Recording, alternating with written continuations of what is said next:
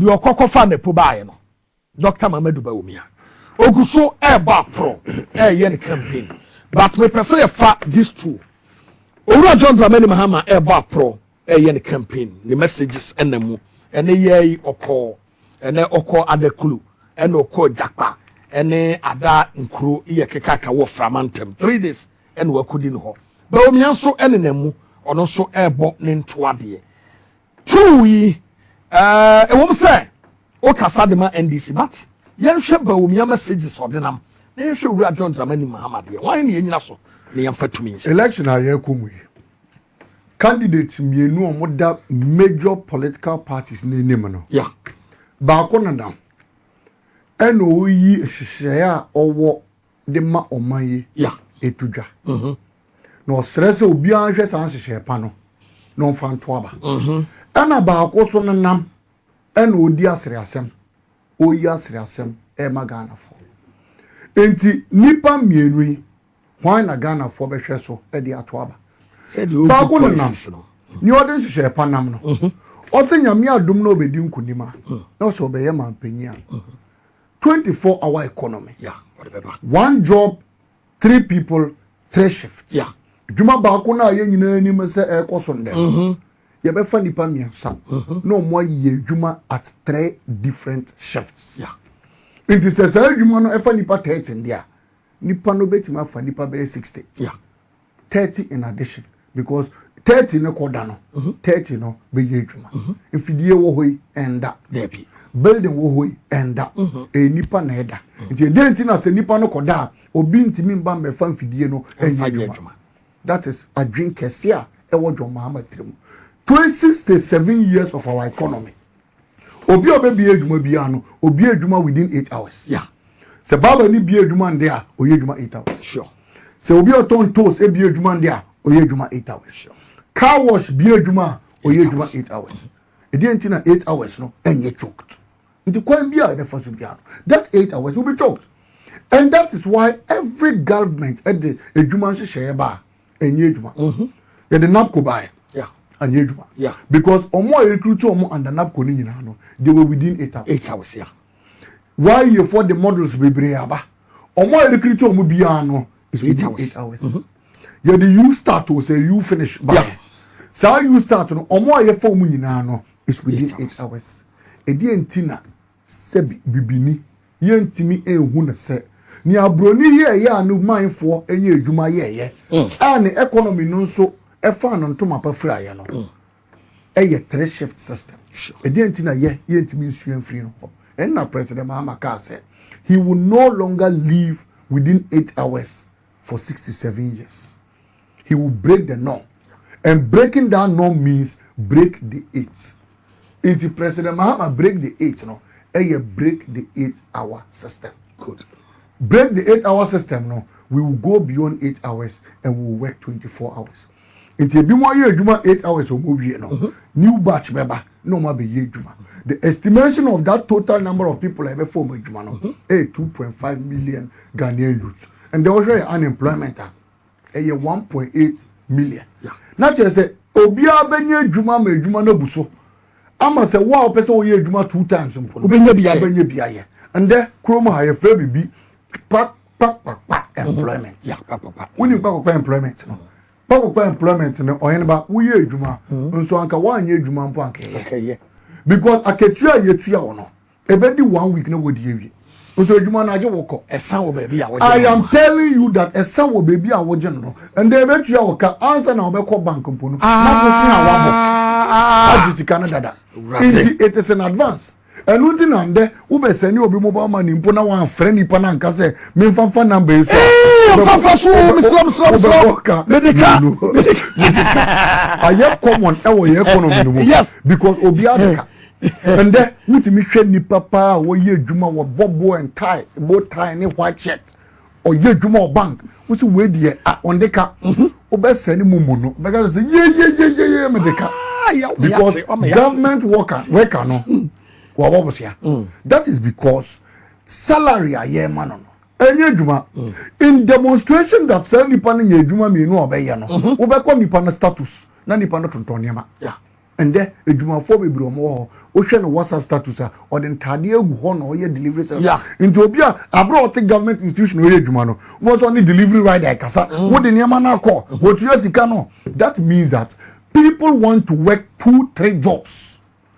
So the government under President Mahama said beboamo amomo ye edwuma mienu miensa, and by doing that you have to work outside the 8-hour shift. So we go full 24 hours. Mabunu no benye edwuma ye Ghana so be fa no to ma pay fra.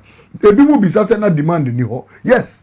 Say demand ni ho e wo Ghana ha. Okay. Demand be wo ho e wo Togo. And the Ghana for ye nom do Simon.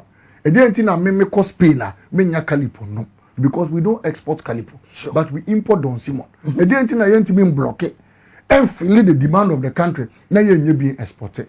Ghana ye shoes wo ha. So ye ntimi export e dey ntia.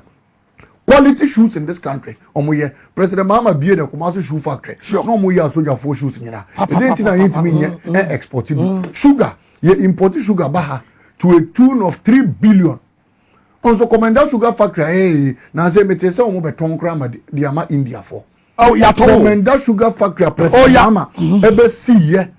I mean Emma factory ni ye sugar bi anse na ye free aban mu no. And then we mo beton factory no. E dey nti na ye ntimi ma factory ni ye adwuma 3 shift. Na Togo omo ko US ko kra sugar ba no. Yes we ntimi export sugar no from Togo for. You say no. Togo just here. You say this week and the farmers no edi nkomo. Absolutely. Farmers no say ya ton company no mo company no Brazil o makọ Brazil akọ fa brown sugar and o mo di aba ho be dan ni iron white.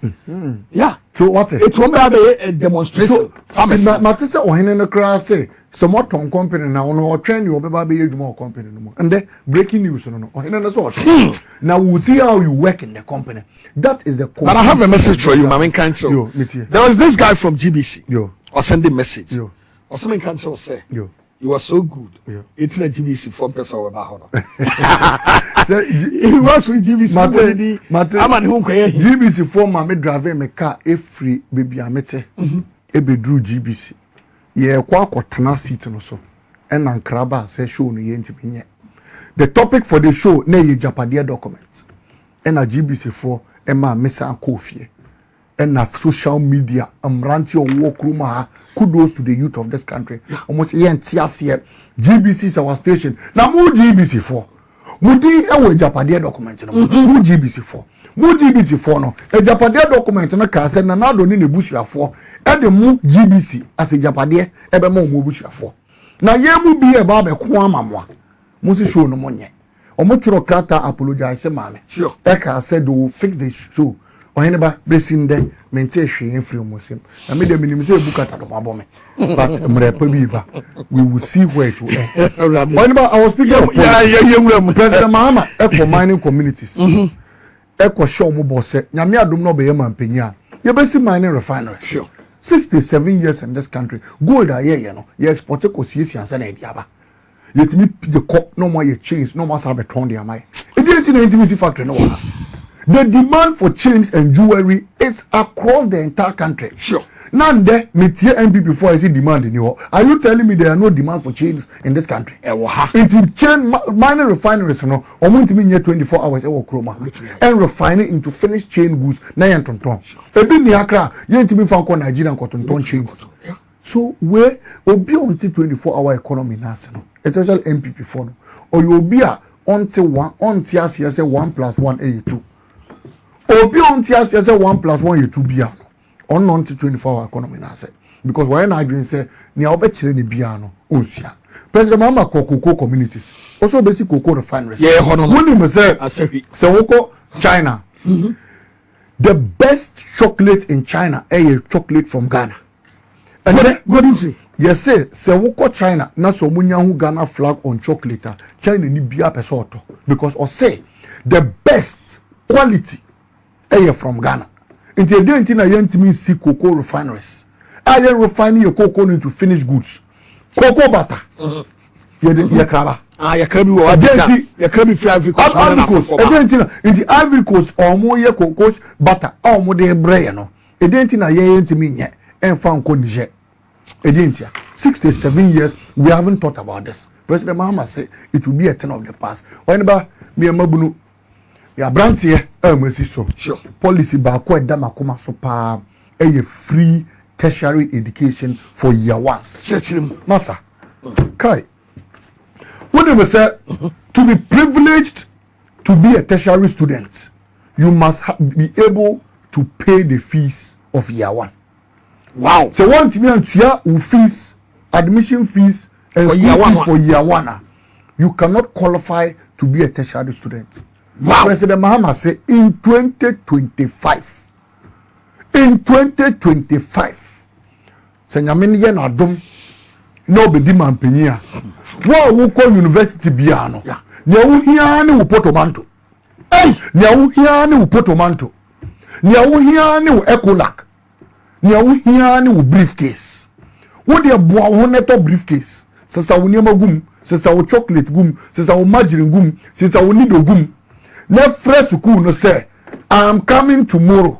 Untua ka pre wo be ko school na kosia. That is what President Mahama says. Free university for year 1. University for year 1. And that is the beginning of the entire free tertiary education. Because constitution say yenye bibia progressively. Senior high school, John Mahama Shasie, and NPP for better also. Sure. John Mahama said we will start with year 1, but in the long term, we will finally cover all. But first things first. That's how year 1 no. NDC, John Mahama wa bendodo. Wa ben na nyamenko so nhira no. Adwe won the tribunal ye de to Bawumia ti and ti be pai. Be pai to. Ontimi ndwene enhu sa kwaya President Mahama ta de fa so. President Mahama say wa question won say every year 1 so sika omutua enya eye 250 million. Aka be bisa. Obenya no. 250 million ni. Sa ye sika na nado mo e de akọ presidency ye friend office of government machinery. Yeah. Onkwa ye 2 billion. President Mahama say 2 billion. 2 billion. 2 billion. And what in the fear? Sa 2 billion woni no mo de ye. Nanado akwantu onkwa wodi 57 million. Nanado convoy ordinam no ose batteries no change in 15 million. Bawumia akwantu otu ni na ose one Samira including car ye the Samira makeup ogumo no. Omutu ya 40 million in petrol. Nanado otu kwa akwohwe sports Liverpool UEFA Champions League finals between Liverpool and Tottenham Hotspur. Or the $14,000 per hour or say by 5 million on kwa womo. Inti omo chase kano emo ho embisisi President Mahama sem faso nim mint tena se efie ho a mi disika abram rante na ebre abra to ko fo ntimi nkosuku inti sa 2 billion no mette 2 billion no so e de aba 400 million na yetimi save 1.6 billion sa 1.6 billion no mi hia ni nyina na me de atua school fees no me fa 600 million na pe na ma yi 250 from na me de atua fees John Mahama will still have 1 billion left na sa 1 billion na beka no also ondi wonanum and e debate boa companies no through tax incentives reduced electricity tariffs and will recruit more security people na de sa 1 billion plus aka no e de atua moka we nyansanim clear. This is the nation border. And I know what the police in Umu TUC for. TUC Papa Lecture President Mahama sa or say bear money or Sremu Sejata. Wona yedin answer war. Now we cannot wait or say they are salivating to see him as president. Now me sorry na me dana me nyania. Metehwa I imagine a Ghana around 2 a.m. Uncle for Kitomo books. Yeah. I'm going to work set. I imagine a Ghana around 5 a.m. Oh, be a poor free Juma. Oh, Buffy, say my poor me Buffy, or be so Juma 8 hours. I imagine a Ghana brightened and lightened up in the night. No, be a Juma. To send a year Juma day, no. We will be working that way in the night. And this country will develop, youth will have jobs, crime rate will reduce because crime rate and Juma. It is because they didn't need Juma. So more need so Juma no Mimi need Juma no. Me so me fa kwan bonne so. Na me so me be Juma.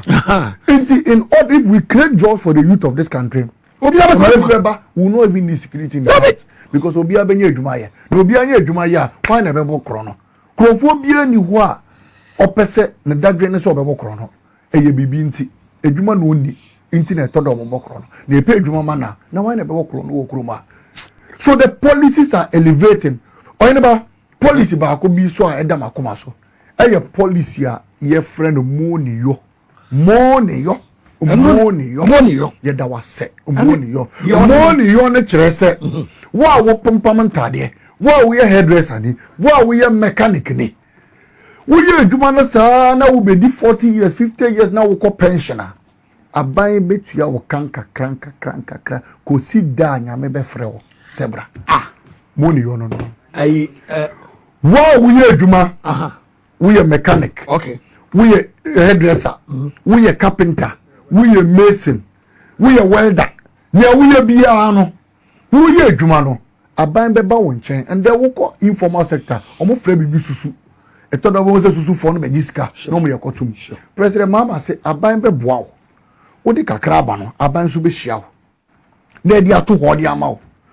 Eda wo be ka say adwuma no ma ya ma bre. Mintimi ye meti ye me ya me na ye me ya meti ye me ya no nti edwuma no majai president Mahama be frɛ wo se bra beji usika no ho na obeka se money yo nti money yo ne hia ye pa nti obeye wadom na wonya sika another policy me patro ye hwe ma me hwe me sane ye metie se bia meti ye me ye mechanic yo na me ye adwuma yo nti me de kakra beto yo eno sade ma hunde be tumi ya say wo de 20 cedi to ho a aban so be boa wo eti memede ebia ye be didi so susu no ana absolutely na 20 na me de to very good for that eti me ye adwuma no na edu ba bi na me so ebia me kotu engine bi na me sisi ye me yes me tumi nyam ho me nya biom e ho na aban ne be hweme aban ne be hwe na de sa sika no aban de bi be ka wo ho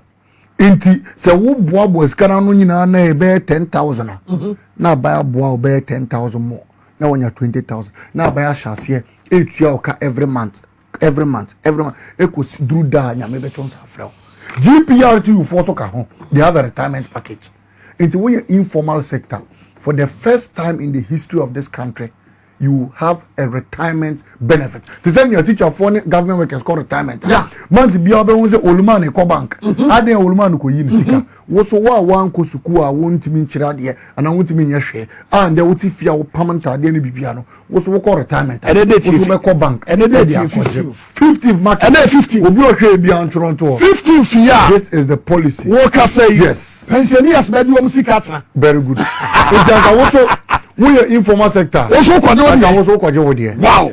Another national apprenticeship program. President Mahama say, "Eya apprentice for bread. Oya ye adwuma bia no. Obi ko se okosua adwuma mpo a.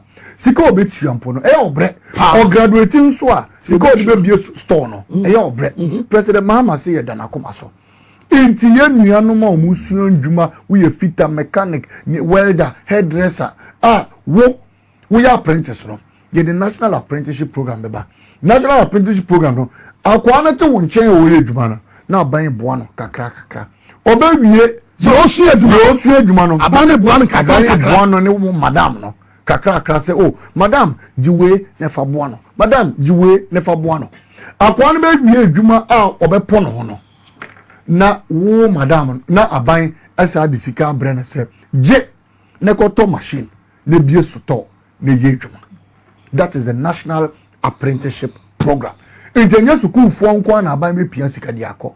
Informal sector no aban be ma musika na muso mo di akọ so na e di asomu mu kena na muso motimi akọ bie muso to national apprenticeship program. Oneba Adrian na da president Mahama trimunti o yi female running mate no. Okay. Was that now President Mahama here a balance of reasoning and a balance of thoughts. Wow. Enya mema nkwa na sebi nyansa ewo itrem. Ama omo adwemu edopa. Women are brilliant. And that is why se fie e collapse mpo 90% of the times onkola na omudi maame na echi no e na omota yeyi. No correct. Because women have attention. Me a bema and I make us answer. I know what we meant, how we behave. President Mahama say we na Najin. Na Najin no ba ye no. O say yen dwene ma ho.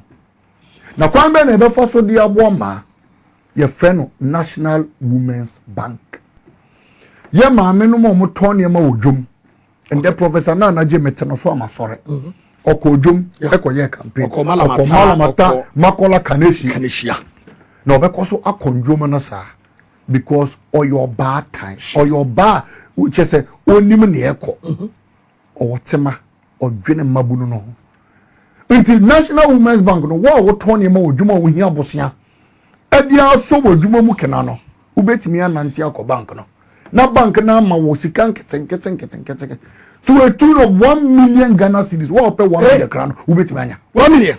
Sika bia wo hia 1 million ye 1 million Ghana cedis 10 billion. Ah we dwuma so we hia 10 billion mpo aban de bema. Wow, government is willing to give you that loan. Say the interest no be kase small interest rates. Interest kakra na obetua sika na into amount 10 billion interest no bet my 2000 cedis. Wow, small. Just interest a obetua mpo no wo utua sika no wie mpo anhwa wo di bi be ka ban ho hwe money yo ene memene da fo ene omo ma wulo no ade te ya no omo ji one bed every Monday be obetua se bedu so na chief justice mpo so obie court a e de be gigi sika nti wo a wo de ka no from next month chief justice ebie court se say mo de ka no mo be wo mo court ye do ye be show because what could you sika wo tua na no mi ho akwa bi ekukuru no ya sheka mo akwa ni susi ye se ye de ko de ka eni afo amanfo mu di mo ka se mesi o the National Women's Bank will not be aggressive to omo jebosia. Wow, ye huna nkrofo ye say company bi wo jebosia na wo down ajo etimi be hwe na te egu wo zen so ye say na never to scan. Those things will be a thing of the past. But ye say etimi be hwe wo zen so say those things will be things of the past. What we all banner we here bosia, go to the National Women's Bank ni ye be see every district regions. Just walk in there. For where Juma away no. Oh, a Juma way na me. Me here sika 10,000. Uma me 10,000. I met me ako krani ama ye. Na me dia ye Juma no. Ama Juma ne peja. Juma ne peja. Ghana economy no beje na ye. Ama ko beto mo give them 10,000. Se fako. Na wo de kwa. Wo ye Juma ne je na ye a. Wo de ye na waba. Na obi tua sika no back. This is what the Ghanaian women have been yearning for 67 years. Now so man penyi bia ni ho a wotimi esa de edi am mu ni ntia man penyi bia ni ho a we yo ba asra ne me enti oba na mba de na obehu ade a eda ma akoma so uhu ohawa eda ma so age we yo ba. And that is what Professor Nana Jane has brought on board. Enti me de I am proud of the ticket of John and Jane. I know that President Mahama Professor Nana Jane no was surprised me at the mama, and that surprise is finally materializing. Now, again, me a youth. 1 million youths are going to be trained in the coders program. 1 million youths are going to be trained in ICT and the coders program. That's already President Mahama share free Bawumia. Bawumia they see the National Digital Center. So Bawumia so the National Digital Center. And President Mahama in IT Adrian and go see National Digital Center. President Mahama they see a catch a sword for the project. And the mobile crowd council omo dey be before NIA office is here. President Mahama they see every IT system in this country, fiber optics e ko boku nyina. President Mahama they see Adrian na techire na say osisi ani me nyina ewia ye be fam mambudu na adwuma road naming and all of the street naming it started under NDC ye na yende wuti wo fie kra na auto de o Bolt na Uber ye de ba wo fie. It's an achievement of the NDC. And Bawumia na also the digitalization Bawumia ko fa Jack where are you buy ye posters omudi mu 2.5 million what's that ho bi Jack where are you Jack no where Jack ankasa adwane and where are you no kro ni ho into omo ankasa no they are condemned him into John Mahama say we train 1 million youth in ICT. If you're a young boy and you want to learn IT under the coders program, we'll recruit you. Now actually, yeah, and then when about when himself come on here, the youth, 60% of the youth, online, they sit and they are working on IT. Now so he's working on his phone. Wow. Because every system will be integrated. In the Nippon Tifie, he can read news in the studio. Abroad Tifie. When he says, CNN, any BBC. Yeah. 60% of the times, Nippon Tifie no kind news. They just connect you on Zoom. Zoom, yes, or Tifie. And we hear some of it. Or Tifie na be a Zoom, no. And starting Zoom because there's going to be an IT integrated system, and we're going to have youths that will learn IT coding, software development, and they'll be able to do a lot for the people of this country. And see, there are good policies under the NDC, and we say obia oti ebiano. On share pa President Mahama wo edema omaye. Na jai obia on nam oyi comedies or yasre asem. Says only policy bia woni trim on nam ho a ose mo beji phone 11 cedi. 11 cedi no betu ya 200 years. We nananom ne won nanan kanso na bebe betu ya 200. Sa phone no ka. Abra wo wude kono. Nti mabro mo wo krom ha. Wo ka say iPhone na dan trimo. Ya trimo. Ye pay dwuma de aye. Minimum ba okoton no phone. Just because on nisika or the bedi or turn phone the starting business, online business, or turn to see. Minimum baba, would you meet you 1 million years? Nana meaning never between 1 city. The many bit only policy bia ni trimu yes, just nefe. She into an namoa, only policy or beka, who mabuna, nyoka no oka. Now when you say Bawumia on your firm in solving issues. Mama say example. Okay. Wale ni nuyaba laraba. Enemies aid Kabiru. Yeah. E kontoko gidi. Omo bromo. Bawumia ntimi solve asem. Enemy who communicate so one dey when you no free as. Me say omo bromo ontimi because both people no nuya no ne aid ni nyina omo mbu no. Nti ni obeka bi omo ntie. We a leader or person will lead Ghana. So wow ni wunu akontokwa wuntimi solve omo de akokot na no mo bro mo ho e wo studio e wale woni mi se ba omi akoye campaign wo wale north east wuntimi anko wale wuntimi anko dabi oyiba wale from north east for bisomo he cannot campaign there because ko e beto boabo no nukrom no wuntimi nsi nukrom he cannot no so na mo krofo krom no oyi stories and oyi toli ono anu krom wuntimi nsi ho because okowa e beto to boabo no because he say and seminal Oshitire. So he's a divisive president.